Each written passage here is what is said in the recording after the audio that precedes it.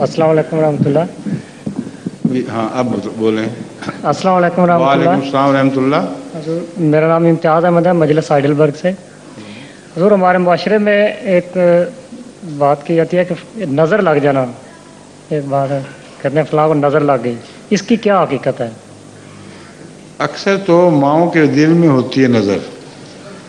ان کو بعض بچے پیارے لگتے ہیں, ان کو چھینک آ جائے تو کہتے ہیں نظر لگ گئی, کوئی اسہار لگ جائیں تو کہتے ہیں نظر لگ گئی.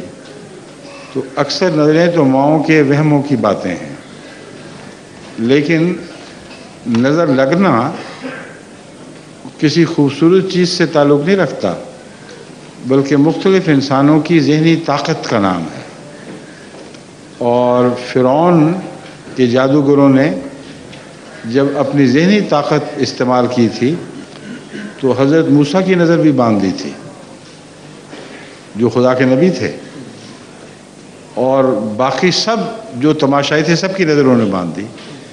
اس کو کہتے ہیں نظر کے ذریعے نظر باندھنا, یا دماغی طاقت کے ذریعے کسی کی نظر کو وہ دکھانا جو وہ اصل کے خلاف ہے.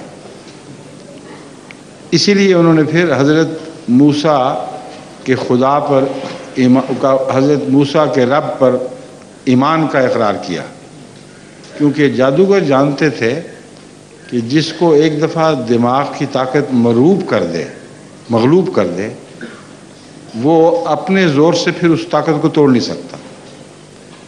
اس لیے حضرت موسیٰ جب دیکھ کر کہ یہ سانپ بنی ہوئی ہیں رسیاں, ڈر کے پیچھے ہٹے ہیں, تو پھر اللہ تعالیٰ نے آپ کو فرمایا کہ اپنا سوٹا پھینک, اور اچانک سب کی نظر ٹوٹ گئی, جس کا مطلب یہ تھا کہ فرعون کے جادوگروں کو جو جادو کرتے تھے ان کو سب سے زیادہ اس بات کا علم تھا کہ جو نظر ایک دفعہ لگ جایا کرے, یعنی دماغی طاقت کا اثر, وہ از خود ٹوٹا نہیں کرتی.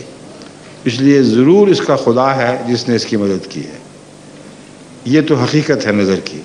اس کو میزمرزم بھی کہتے ہیں, ہپنوٹزم بھی کہتے ہیں, مگر وہ نظر جو ہے وہ بعض دفعہ بعض صورتوں میں لگتی ہے. اگر کوئی بد نظر والا انسان حاسد مزاج کا ہو اور اس کا دماغ طاقتور ہو اور گندے اخلاق کا ہو تو وہ پھر لوگوں کو بری نظر سے دیکھتا ہے, جس کو دیکھتا ہے بری نظر سے دیکھتا ہے.